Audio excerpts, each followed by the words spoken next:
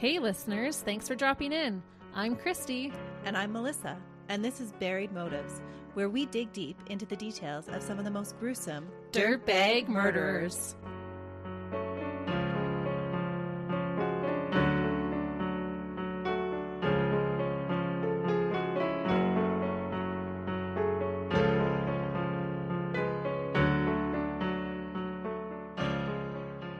Hey listeners, Welcome back to Buried Motives. we're so glad that you've decided to join us today. And we're so glad that you keep returning We are. We're thankful that we have some listeners who match our crazy vibe. and love talking about the things that we love talking about. Murder. And I'm assuming, Melissa, you have a murder case for us today? I do, because that's what we always talk about. That's good. We really do appreciate you guys listening. And we've said it before, but once again, we want to ask you to do us a solid and tell your friends and family and coworkers about our podcast. We appreciate you guys listening, and we'll appreciate the new listeners as well. Absolutely. Likes and follows, shares, and comments always make our day. And ratings and reviews too. We got your back by bringing you the true crime, and we'd love it if you had our back too. So that we can keep bringing you more content like today's case.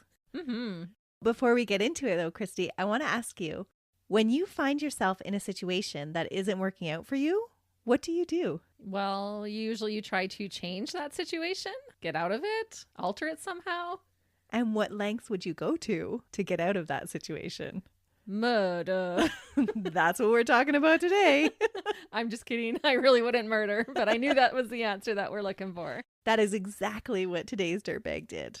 They saw fit to remedy their relationship troubles by murdering their spouse. When are people going to learn that they can just get a divorce? It seems so much easier, doesn't it? Yeah. Or just take off even. Like it's still a dirtbag move, but it's better than murder. Like there's always something else that you can do than take someone's life. Always a different choice to make. This relationship wasn't going as he expected and wasn't living up to his standards.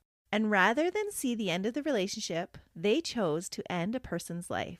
And while not official, this murder just might have gained them the classification of serial killer. I'll let you be the judge of it. As I tell you the backstory, maybe you'll see a pattern emerge. Oh no, he does this more than once? 3 times he remedies his relationship issues with murder. No way. Or it's suspected. Oh man. For the record, I think it's very plausible that this person was a dirtbag 3 times over, each time solving their personal issues by murdering someone. This person did not learn a healthy coping mechanism. Not at all. Can you imagine just like, oh, that person's really irking me? I think I'll murder them. Yeah, that's how he dealt with his issues. And doing it repeatedly means that he didn't feel remorse the first or second time that it happened. Nope. And that he got away with it. Oh no. I'll start our case today with the hearsay, the gossip. Spill the tea. That's right. And I'll work my way through the backstory up to the murdered spouse. On July 26, 1970, a couple were out for a drive in a rural area near Prestwick Country Club in Will County near Frankfort, Illinois. Frankfort was a quaint little historical town, and the couple were just out enjoying a leisurely Sunday. The day was going well until they happened across a police cruiser with its driver's side door open, and they didn't immediately see anyone around. As they got closer to investigate, there was a man lying in a ditch about 6 feet away from the car, wearing a t-shirt and shorts, gravely injured. What? Could you imagine that you're just out enjoying your Sunday and you come across a scene like this? No. So many things would be going through your mind. Yeah, I have so many questions. Where's the officer? And you would have this surge of panic go through you, like, what is happening? This couple leave the man and the lone cruiser to find a phone to call for help. It's 1970. There's no cell phones, and they're out in a rural area, so they end up driving about half a mile before they find a house that has a phone they can use. Before they even checked on him to see if he was okay and needed medical attention? That's what I was thinking too. I was like, would you both go for help, or would one of you stay behind? Yeah, you would at least go check on him. Is he drunk and had passed out and is just laying in the ditch? Is he hurt? Is he dead? Does he need some kind of assistance? Is he breathing?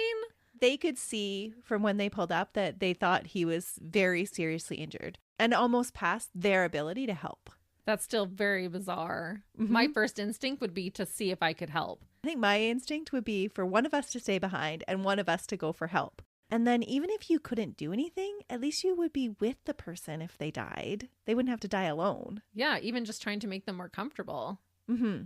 But at the same time, you've just come across a scene that you don't know what's going on. There's one guy that's seriously injured on the ground. It's a police cruiser. There's no police in sight. Would you be worried to stay behind by yourself because you don't know where the attacker is? Right. But couldn't they have just like radioed in on the police cruiser? Maybe, but they didn't do that. Yeah, that would be a bizarre scene. And it's easy for us to say what we would do, but you get put in that situation and your fight, flight, or freeze can take over sometimes. It's so true. But I always find it fascinating what decisions people make. Mm-hmm. They eventually make it to a house, they find a phone, and they call the police. The police arrive on scene and sadly identify that the injured man has passed away and that he's one of their own. Oh. Sergeant Dean Frederick Pence of the Flossmoor Police. He was off duty and found only about 5 miles away from his house. Oh. Dean had been shot 4 times with a .38 caliber revolver, twice in the chest, once in the arm, and once in the face. Oh. All from close range. Huh. Dean was the police officer. Originally, when the couple pulled up, they didn't know that he was the police officer because he wasn't in uniform. He was in civilian clothes. Right. Dean was only 32 at the time and was a young father of 2 small daughters. As his widow of 12 years, Jan buried her husband and the community rallied around the devastated young family. The police went to work trying to figure out what had happened to their partner. A man that was described as a rough-hewn and happy-go-lucky guy with a quick wit and a warm personality. Dean was an active community member with local youth and was an enthusiastic athletic supporter. He was really well liked in the community. Yeah, he sounds like a gem. And how long had he been on the police force? He had been with this police force for 2 years, and he had served on another police force prior to that. So it's not like he was a rookie. He was seasoned enough that someone was able to get a hold of him. That's right. So as they investigate the scene, there isn't much for police to go on. There was little physical evidence that they could find at the scene. They could only make deductions about what had happened based on the positioning of the car, the body, and the blood. They could surmise from tire tracks that there had been 2 vehicles at the scene. But there were no signs of a struggle, so they believe that Dean had willingly gotten out of his car. Because I was just thinking, a police officer is not an easy target to overpower. No, they always have their suspicions raised, right? Yeah, and have training on combat. Mm-hmm. Dean had been shot with a .38 caliber revolver, a caliber that was used at that time by police. But there were no weapons found at the site, not even Dean's. His was found back in his locker at the precinct. So was he shot by another officer? Seems like someone who's matching his wit. Good guess, Christy. Originally, there was a lot of speculation that Dean was part of some undercover drug bust gone wrong. But that was quickly disproven. He had been off duty and hadn't been doing any undercover work at the time. Plus, he was driving a police cruiser. I was just going to say, if he was undercover, yeah, he's in shorts or whatever, but he's not driving his police car up to the drug bust. There was a lot of talk from community members because he was so active, trying to engage local youth and trying to keep them out of the drug scene, that they thought, oh, he must have been trying to bust a drug dealer. So this was just one of those gossip threads that you were talking about. Yep. But as the gossip went on, nobody could really give any reason why Dean was out driving his cruiser on his day off in a seemingly random location, unarmed. Yeah, that is odd. As police dug into Dean's activity, they discovered that the last person to have any contact with him had been his best friend, the dirtbag John Baughman. No way, his best friend and colleague. Uh-huh. John Earl Baughman was born on October 4th, 1941, in Illinois, and he would live there his whole life. John's dad, Bill, was a railroad worker, and his mom, Letha, was a bookkeeper. He was raised with 2 sisters, and there were no reports of abuse or anything unusual about his childhood. His family wasn't without its personal suffering, though. John's mother had grown up an orphan, and when she gave birth to her first child, John's older brother, he had died in infancy. Aww. I can imagine that both of these things left his mother with deep emotional scars.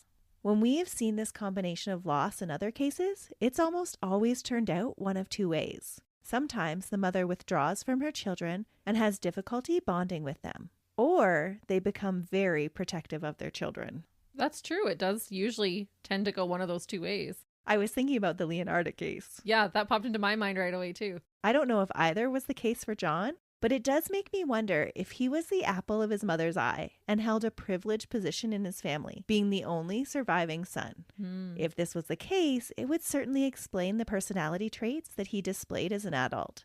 He was a controlling man that liked to have things the way he wanted them. It seemed he struggled to view the world from anyone else's point of view other than his own. So he was treated like a little prince growing up. I think that's a good assumption to make, just based on his personality. Okay. He comes across as a man that was accustomed to getting his own needs met, whether he had to get them by applying charm, pulling a temper tantrum, or by using force. We all know a man like that. Or even just a person. True. If he wanted something a certain way, he would eventually get it that way. John served in the Marines and completed 2 tours in the infantry in Vietnam in his 20s, where he earned the nickname Bottles by his friends because of his thick-rimmed glasses. As an adult, people would describe John as being a bear of a man with a high voice. Some described him as easygoing, and others said he was very controlling. It seems he wasn't an outright uncontrollably evil dirtbag, but a selfish one that was used to having things his own way. Unfortunately for the victims in today's case, that fact didn't make him any less deadly. So he's this great big burly kind of guy with a high-pitched voice. Yes. Oh, I'm having a hard time picturing that.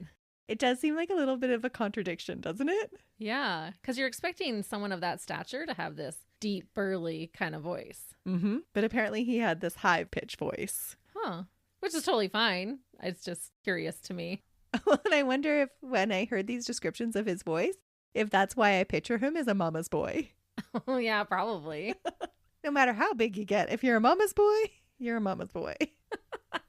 I just went down this rabbit hole of this stupid TikTok about I love a mama's boy. It's like, I think it's a TLC show. I've only seen little clips, but it is so entertaining. These women who are trying to get married to these mama boys, and they just cannot untie those apron strings. Oh, really? I have to admit, I spent way too much time watching them. I was getting so invested. Now you have to actually go back and watch this show. I do have to try and, find where I can watch it. That seemed to be John's personality type, though. He just expected his own needs to be met all the time. So he's selfish. Definitely selfish. Ugh. John and Dean had met while they had worked on the railroad together. They had a long-standing friendship. They both lived in the same suburb of Richmond Park, just a couple of blocks apart. Each had cute little bungalows with their wives and children. John and his wife, Gertrude, known as Trudy, had been married since July 17, 1964, and they had 3 small children, all girls, Helen, Kathy, and Elizabeth. And it was a good life for each of them. In 1968, Dean vouched for John when he applied to the Homewood Police Department, just a little more than 10 kilometers or 7 miles from where they both lived. So they lived and worked in their hometown. It's sounding picture perfect right now.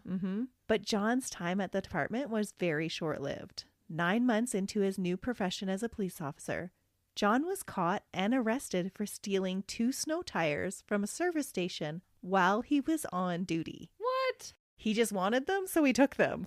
And thought, oh, I am the law, so I'm above it? Yeah, that's the kind of personality he had. But it's not actually surprising with his sense of entitlement. Not at all. That seems to be John's character. John was caught. Big surprise. He was in a cop car in uniform, which gave him away for sure. He was only given a year's suspension for his crime, but he was forced to resign from the police force. While Dean moved on to the Flossmoor Police Department and experienced success in his career, John moved on to find work as a security guard and then an electrician and eventually settled at the Honeywell Company. As police dug into their friendship, they realized that there might just be more relationships going on than was apparent at first glance. There were rumors that Dean and John's wife Trudy were having an affair. And it turns out that this was a little bit more than just rumors. No way. I was thinking Dean was such a great guy. Plot twist. Didn't we just have a case with swinging going on that went wrong? That's right. But this was not swinging. This was a hidden affair. This was a hidden affair, yeah. So then John, because he already is probably jealous of Dean because he surpassed him in his career, this is going to infuriate him. Yeah, it's a knock to his ego. Trudy went to the police and said that she was certain about her husband's involvement in Dean's death because just prior to Dean being found dead, she had told John about the affair, and that when confronted about it, she felt that John had confessed to her about Dean's murder. Oh, so his wife says, hey, I'm having an affair with your best friend, and then he turns up dead. Right, and then she confronted him about that, saying, Dean's dead and I just told you about the affair. And she felt that what John had told her after that was a confession that yes, he had killed Dean. I did read some reports that John himself had actually made a confession to the police as well. And that's what led them to arresting the 29-year-old on Thursday, August 13th. But I couldn't substantiate these claims. And even if John had confessed originally, it was all for naught. When John recognized that the police had no solid evidence to tie him to the crime scene, he withdrew whatever statements he had made to them and made new ones. Instead, John now claimed that he and Dean had met at that location because they were meeting an unknown third party, but that third party never showed up. He left Dean to continue to wait for their visitor and didn't know what happened to him after he left. He told police it was just an unlucky coincidence that he had been the last person to see his friend alive.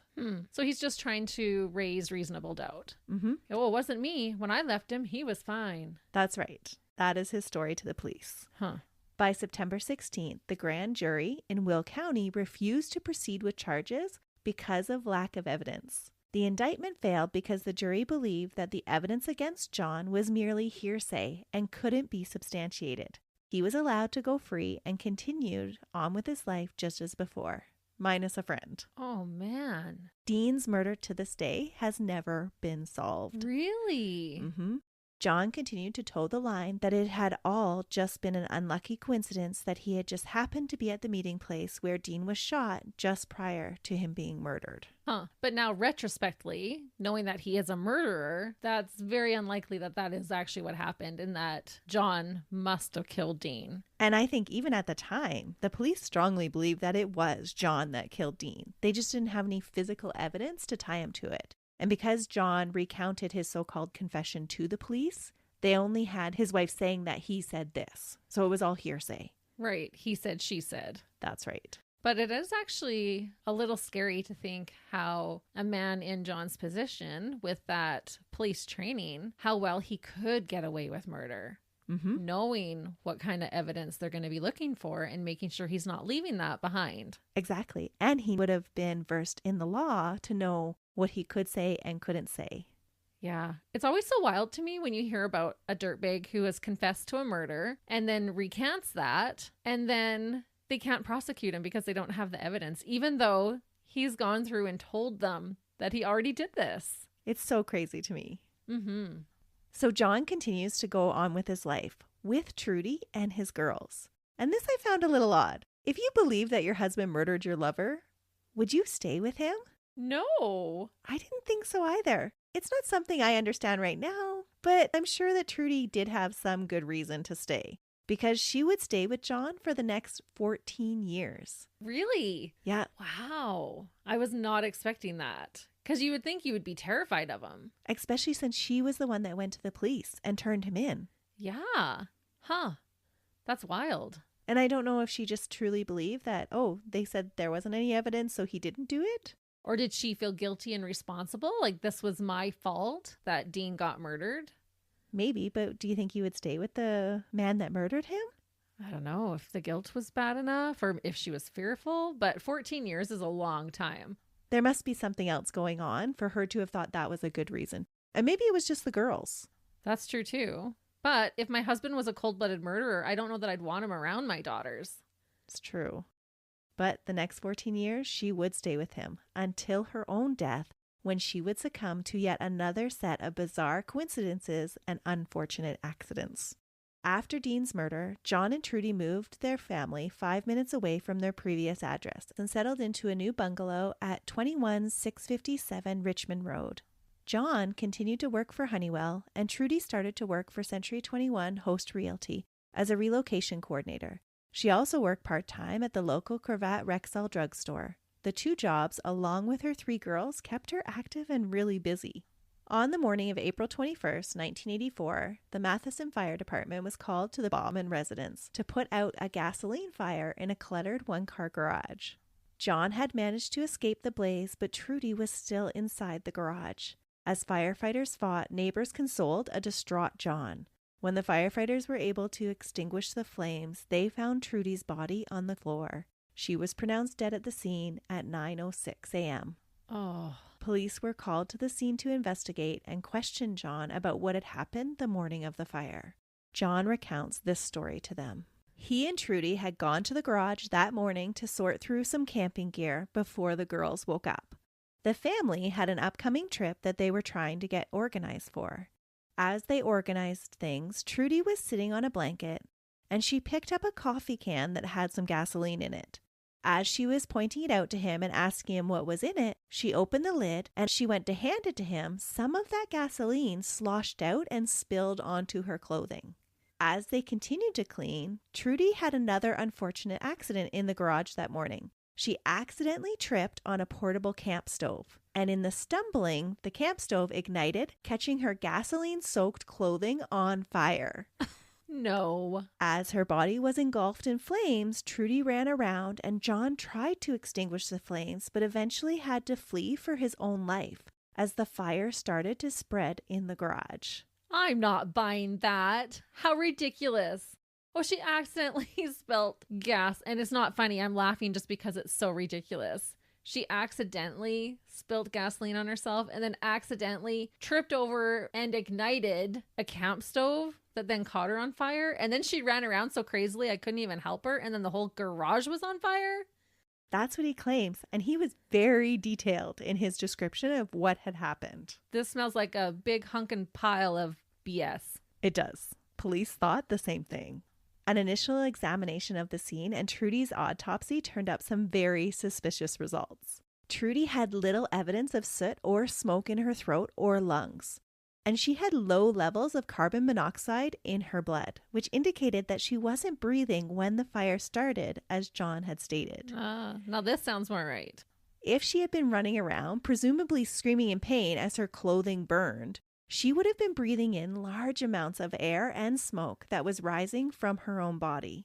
Trudy was also found to have trauma to her neck, and the coroner believed that this was evidence of strangulation. Ugh. The scenario that was believed by the examining coroner was that Trudy, at age 37, was strangled to death and then doused in gasoline and then set on fire. 2 days after the fire, John Baughman, now age 42, was arrested for murder for a second time in his life. Can you imagine how those neighbors that consoled him would have felt as he was charged with murder? Oh no, I cannot even imagine. So shocked. You really would. You'd have a sense of betrayal. You'd have a sense of disgust. And just, like you said, you'd be so bewildered. Mm-hmm. Or maybe you wouldn't believe it because this is your neighbor. They had gotten along for 14 years. This was the family that lived next door. But then I thought, how would you then feel years later when he's charged with murder again? Yeah. But you said he does this a third time. So is he getting off on this one? Mm-hmm. It seems like there's enough evidence to prove that his story was baloney. It does seem like it. This time, John is indicted. And on September 9th, 1985, his trial began. The prosecution argued that John had recently found out that Trudy wanted a divorce. And that was what had led him to strangle her and attempt to cover it up by setting her and the garage on fire. So again, his relationship isn't going the way he wants. She wants to leave him. And he's like, no way. You don't call the shots. And in his mind, he's probably feeling like, I killed a man for you. You're not leaving me now. The defense argued that it was all just a series of unfortunate coincidences that led to a tragic accident. John denied everything about the relationship problems and said that the marks on Trudy's neck had been caused when she was running around on fire and that she had ran straight into a shelf at throat height. But that will be different markings than a strangulation. That would be more of a hard puncture. Or a bruising just on the very front, right? Yeah, it would have a sharp edge to it. Yeah. The defense brought in their own coroner to testify as an expert witness. He claimed that the levels of carbon monoxide in Trudy's body were high enough to indicate some smoke inhalation and that the neck injury could not be ruled out as accidental. This pathologist had never directly examined Trudy's body, only the reports and pictures from the other coroner. And really, that's not an unusual practice to have another expert witness come in and look at the reports and then give their opinion on them. Right, but there was actually photographs of the injuries. Mm-hmm. But he testified that you can't rule out that that's not accidental. He didn't say that it wasn't strangulation. He just said that you can't rule out that that's not accidental. Okay. A jury of 8 women and 4 men deliberated 4.5 hours and came back with a not guilty verdict. Oh, how? There's no way those were just a series of unfortunate events. There's no way. I would love to have been a fly on the wall in that deliberation.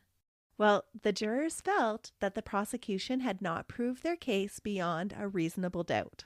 It was felt that, quote, the state's case was a little too weak.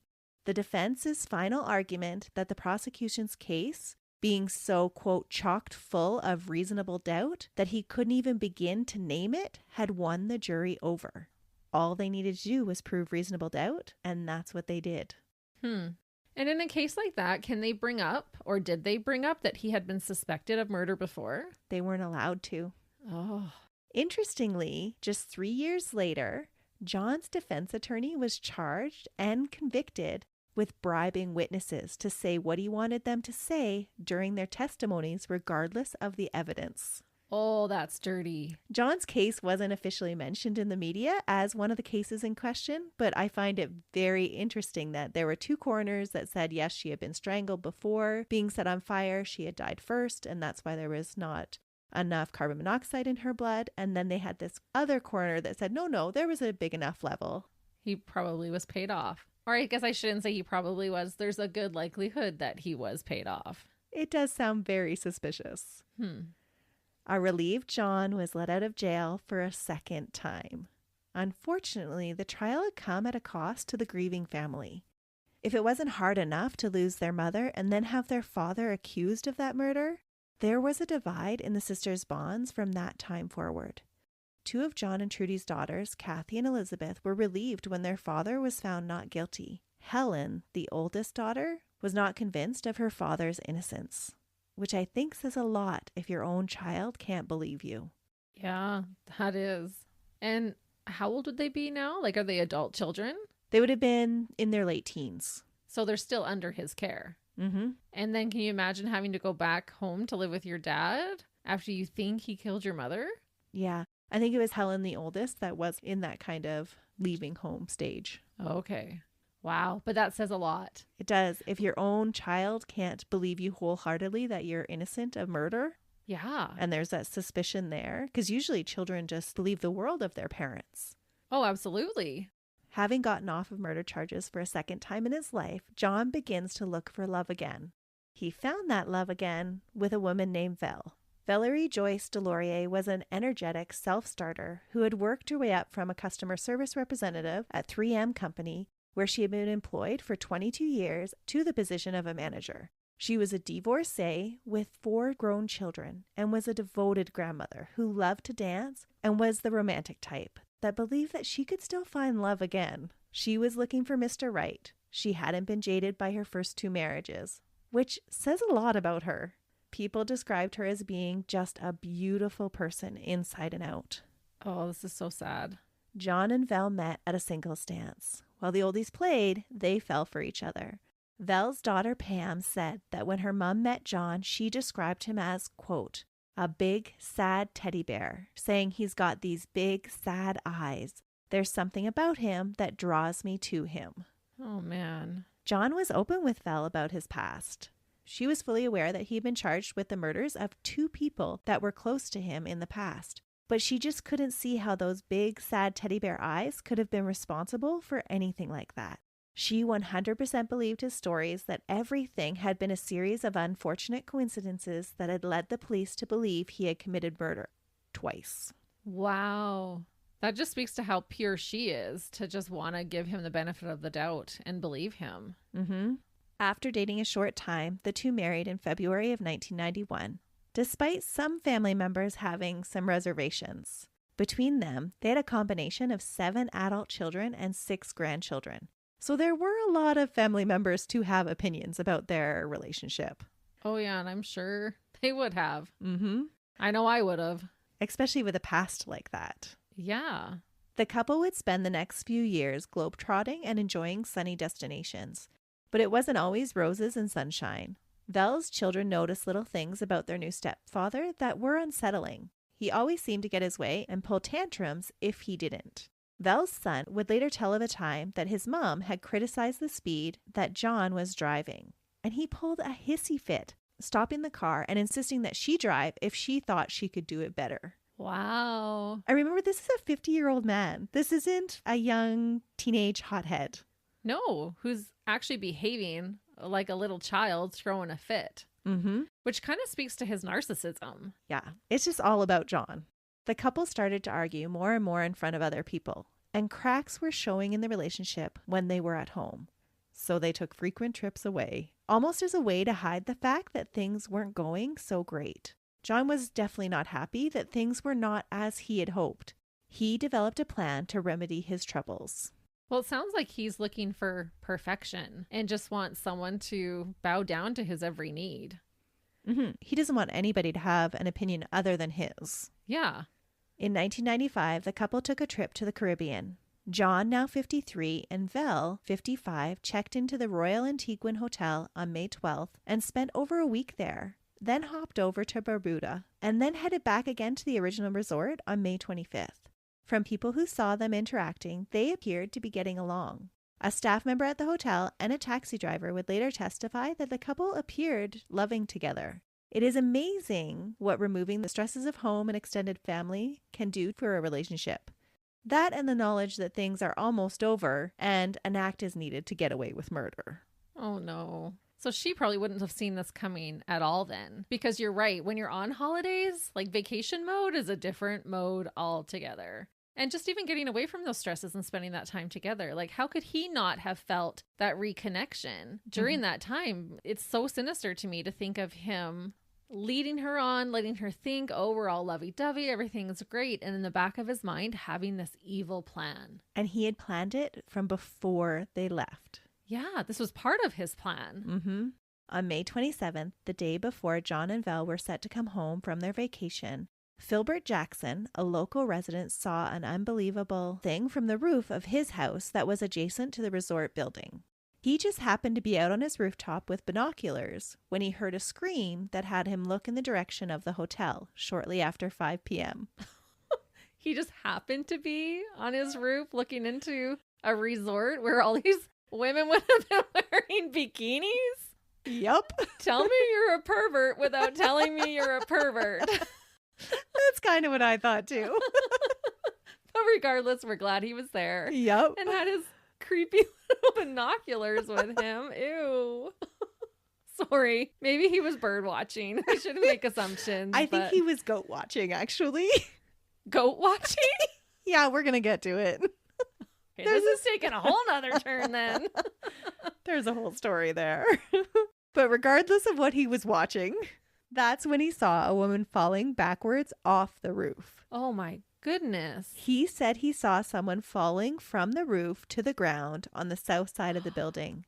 When he yelled, a man who was also standing on the roof reacted and started pacing with his hands on his head. The man then went and looked over the southern side of the roof and then went down the fire escape to where the body was. So he pushed her off the edge, heard someone yell, and knew he had to act all panicked. It seems that way. What a horrible way to die. That Terrifying. split second of horror, knowing that your husband has just pushed you and you're falling off that ledge to your death. Nothing you can do to fight back. Midair, falling. Yeah.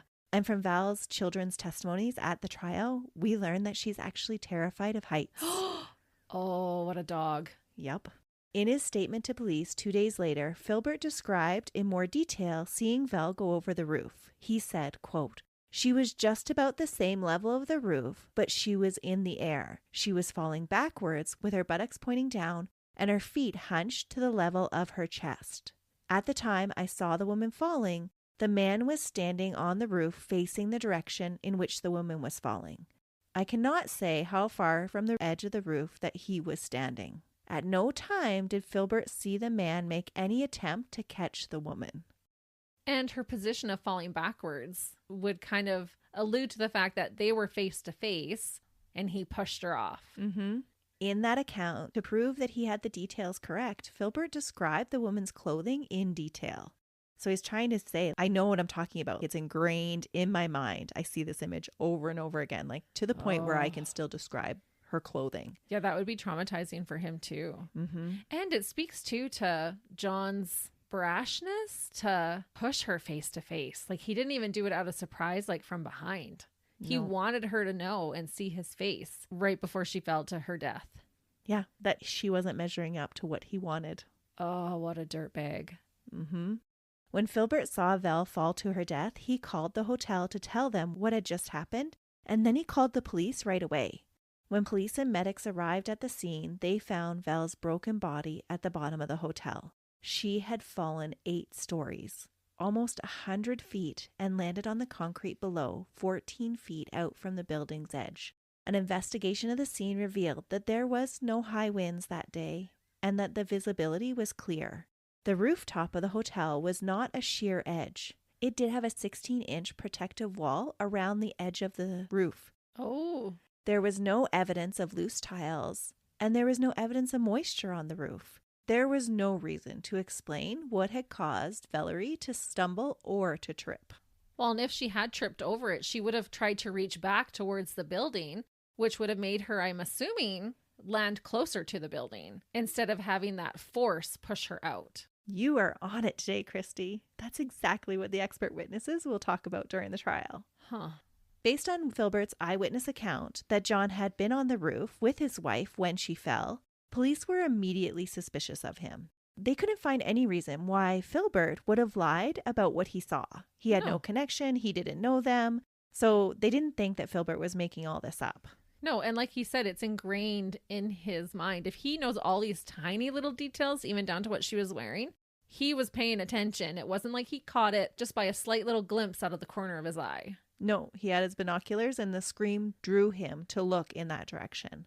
For the 3rd time in his life, John was brought in for questioning about a murder victim by the police. He again gave a full story of unfortunate coincidences that led to the death of his wife. He told police that his relationship with his wife was warm and loving. And on the morning of the 27th, they had went to the pool together, they had had lunch together, and John had said that Vel had gone back to the pool after lunch, and that he noticed that she seemed to be, quote, rather depressed. He also said that she had started drinking heavily, but that he hadn't because his stomach was upset. While Val lounged by the pool, he went off to the shop to buy a newspaper and on impulse bought a pack of greeting cards. He went back to the hotel room and wrote on 2 of the cards love messages for his wife. He put one on her pillow and he put the other one in a small plastic bag, which he tucked into his pocket. He then rejoined Val and they later went back to their room where she found his first love note that he had written her. And then they went up onto the roof. He and Vel had discovered a staircase earlier in their stay which led from the 8th floor of their hotel room and had on a number of occasions gone up there together to enjoy the view. Apparently, there were goats to look at. That's where the goats are coming in. And that's where I say, and I'm sure this is what the other guy was looking at with his binoculars. It was goats, not a pool full of tourists in bikinis. I don't know if I'm still buying it. And that just seems really odd. If she's so scared of heights that she would go up there repeatedly with him to enjoy the view. And even if you did go up to enjoy the view, like I am terrified of heights. And I'll go up, but I need to stay really, really far from the edge. Yeah, like you wouldn't be looking right over. I'm not scared of heights. So for me, I'm like, yeah, that would be so fun to go up to the roof and look. But I'm thinking, okay, I'm terrified of spiders. Would I, for enjoyment, go into a cave of spiders? Mm-hmm. No. Regardless of how they got up on the roof, this was John's account of what had happened when they had gotten to the roof. And he's saying they were going to look at goats. Yep. Even that's weird. Like, not the view. Like, well, it was the view and the goats. Apparently there were goats somewhere on a hillside. Did they have like these beautiful manes of hair? And like, they're goats. Goats are where it's at. Goats are the goat. Yeah. So this is what John said to police. He said, quote, "We walked up the stairs either side by side Or maybe I was one step ahead, but we were holding hands. When we reached the tile area of the roof, we stepped out onto the tiles, and I think we glanced at the hill to look for the goats. It was a very short time before I pulled the card out of my pocket, and I started to hand it to Valerie, and she reached for it, and I think it hit the side of her hand and it fell. It didn't fall straight down. It kind of fell at an angle, maybe 1.5 feet in front of us. And we both started to pick it up. And, in order to pick it up, you had to take a short step, but it was not right at our feet. As she went forward on her foot, the other one was slightly at the edge of the other, or maybe she didn't lift her foot up, or it did not slide very well. Valerie was wearing slippers. Well, her body was going forward, and her foot did not go far enough, so she lost her balance and she stumbled forward, took a step or two in trying to regain her balance, and she just went right off the roof. It had all been a devastating accident, according to John. Wow, he is so descriptive in what he's saying. Mm-hmm. I can see why people would believe his recounts. It's so detailed. Right. But they do say that that is a sign of a liar when they're giving you way more details than what you're asking for. Mm-hmm. Probably someone else would have just been like, she stumbled trying to pick up the card and fell.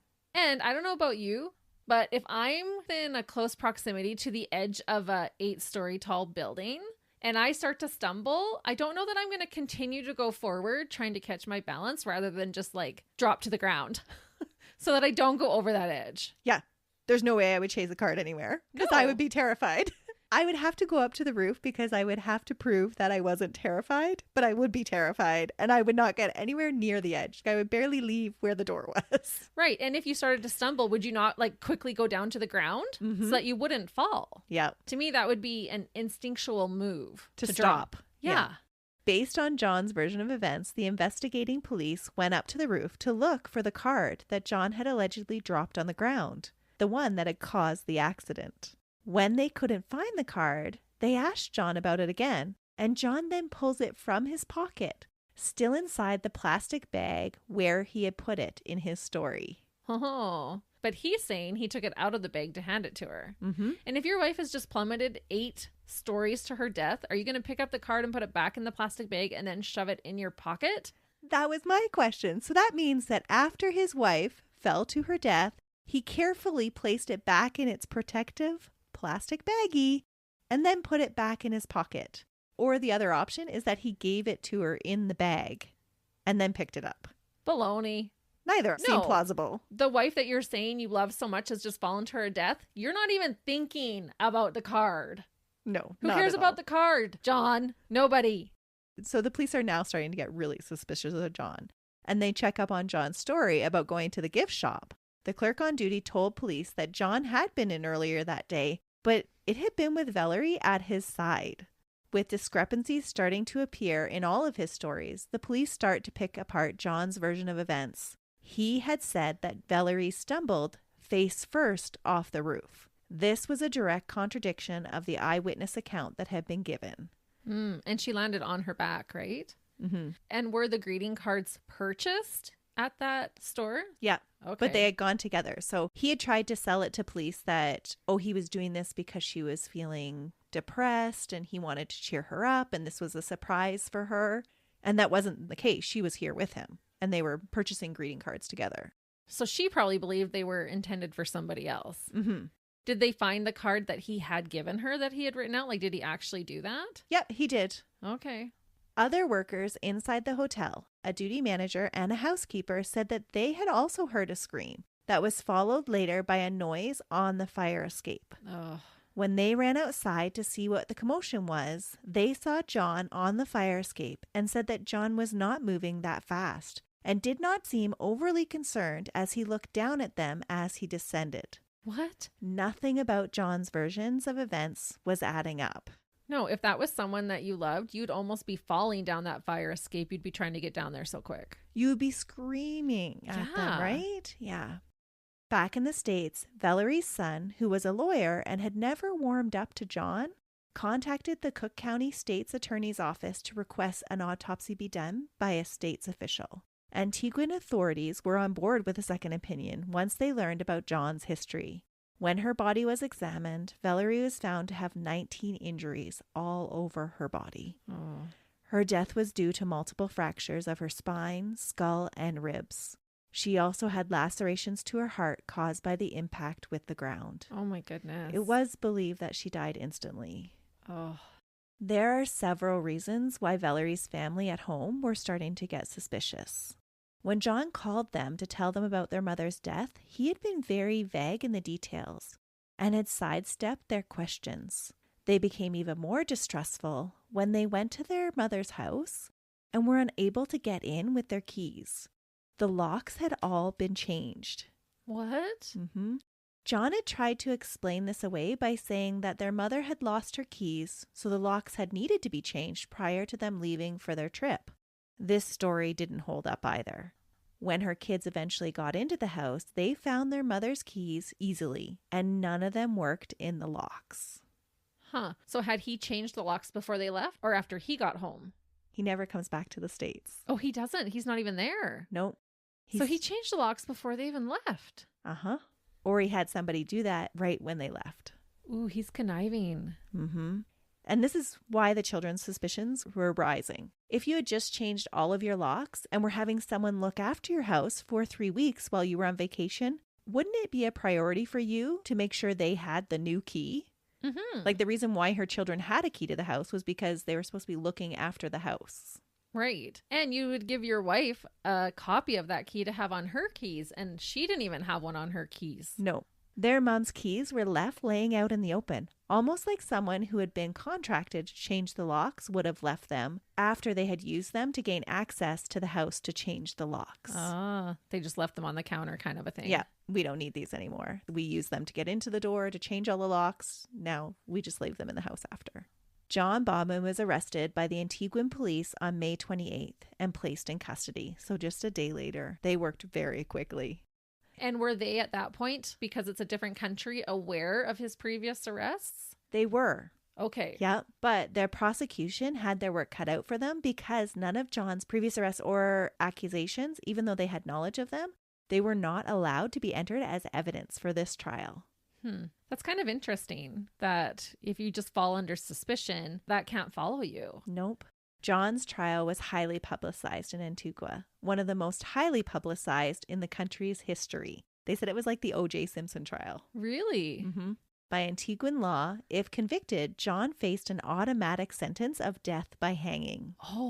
15 of Valerie's relatives, including her children, siblings, and their children, flew from the Chicago area to attend the trial and to testify. Expert witnesses were brought in to testify of the physics of Valerie's fall. It had taken her body 2.48 seconds to fall the 99 feet, and that given the conditions on the day of the accident, that the only way for Vel's body to land 14 feet away from the building was if she had had a horizontal force applied, one that was more than just a stumble. You totally called it. Experts testified that in the absence of a push or Vel's body hitting anything on the way down, that her body should have landed on a 9-foot platform roof that was an overhang for the first floor level, not the full 14 feet from the building base like she had. So I wonder if he knew that. I wonder if he knew that there was that awning there and that he had to push her over that. I'm not sure he did. I think he just pushed her and whatever came. We won't give him that much credit. Yeah. During the trial, John chose not to be sworn in officially. Under Antiguan law, the accused may ask questions and answer them from the dock and make unsworn statements in front of the jury. And John took full advantage of this. Wow. It's a whole different court system there. Yeah.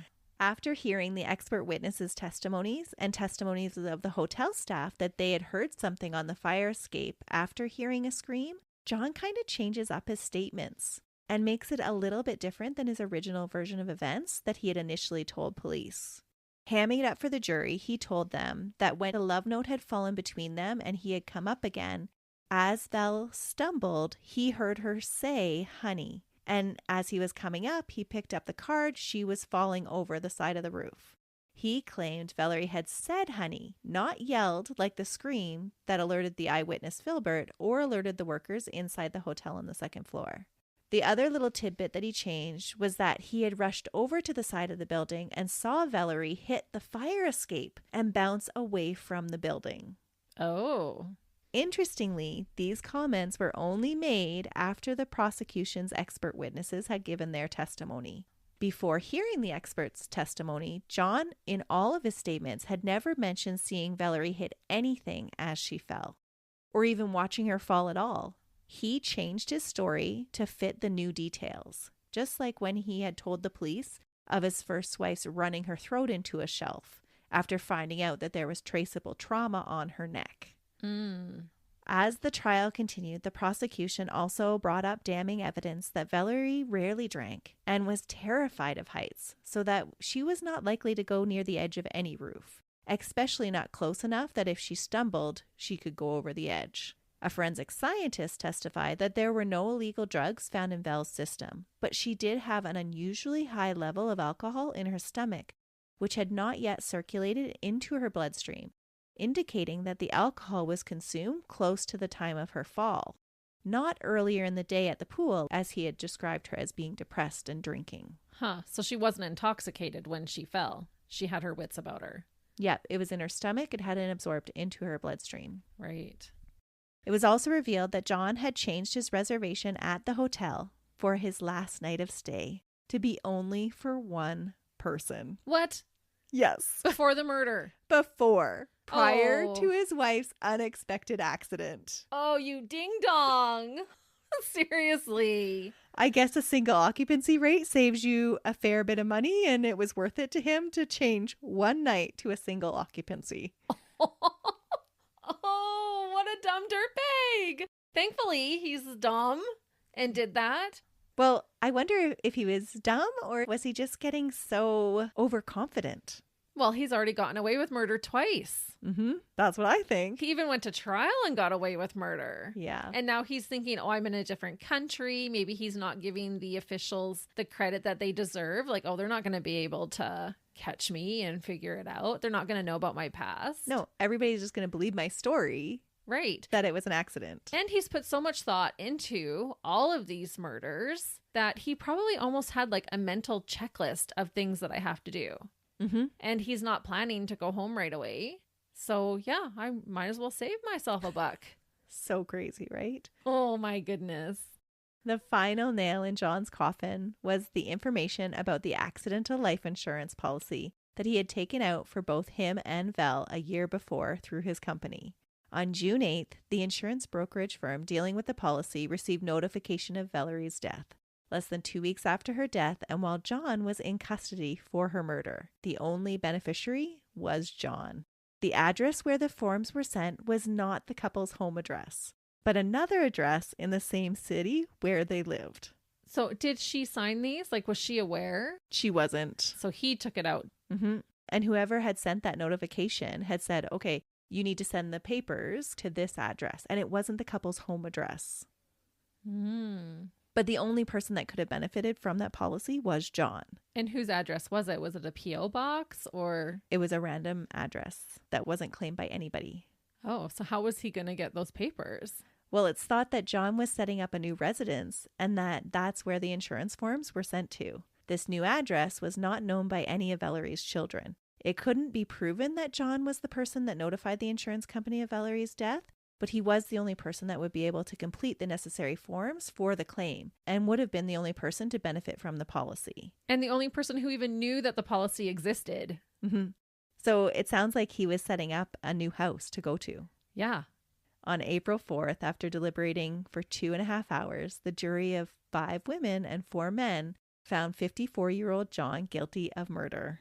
Hallelujah. The censure for this jury, they said that they just couldn't believe John, who said he loved his wife so much, would just watch her fall and make no attempt to grab her leg or make any attempt to save her.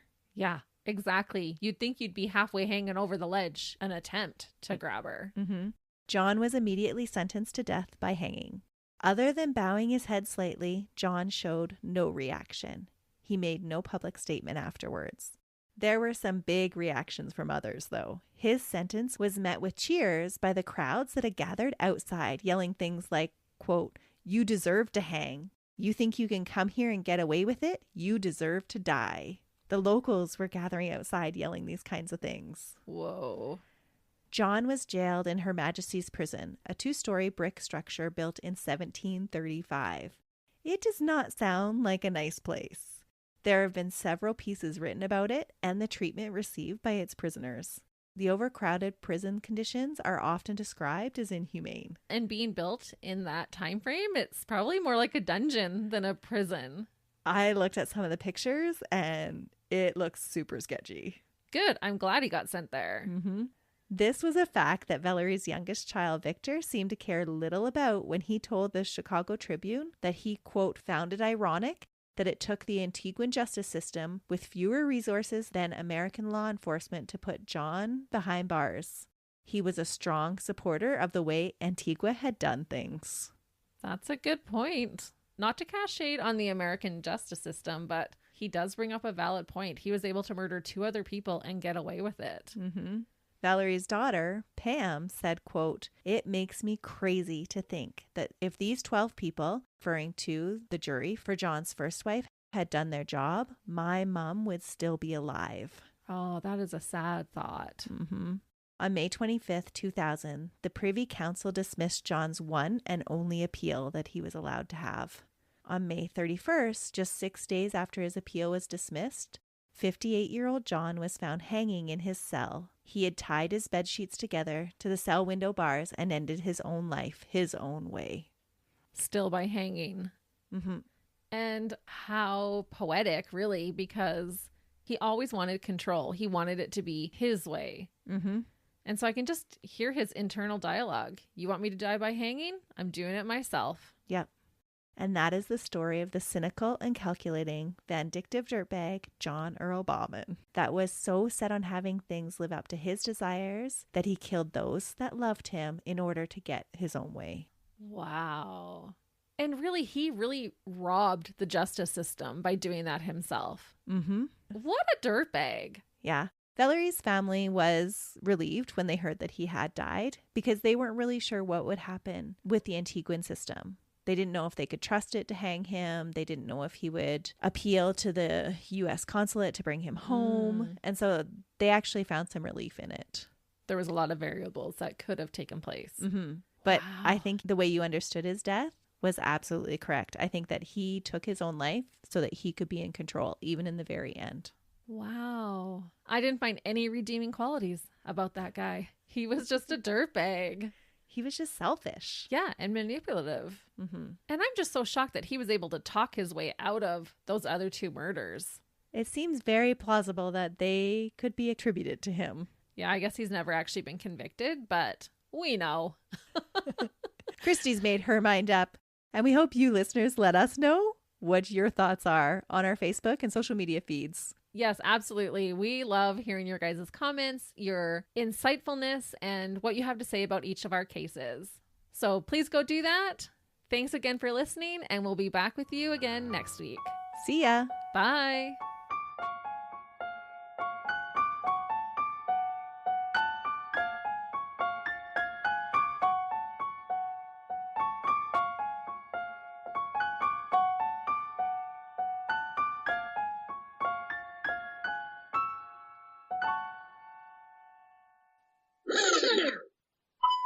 Okay, one more check. Christy touched her mic again. I did. So now we have to do one more check. I lied. Third check. We're so glad that you're sticking it out with us. No. Yeah. No. Yeah. Yeah. No. Wait. And wasn't living up to his expectations. Hence, it wasn't going as he expected. I'm not drawing the connections, Christy. What's she talking about, girl? Like colleague, best friend, murder. Never mind. You're safe, Christy. It's okay. Okay. You ain't my friend. I'm not going to murder you. We're not getting paid, so you're not really my colleague. Yeah. On the morning, when the firefighters were able to distinguish. not distinguish. Extinguished? Yeah. But it wasn't always roses and sunshines. Sunshines. How many sunshines are there? There's lots. You are my sunshine. 15 of Vel's let's try it again.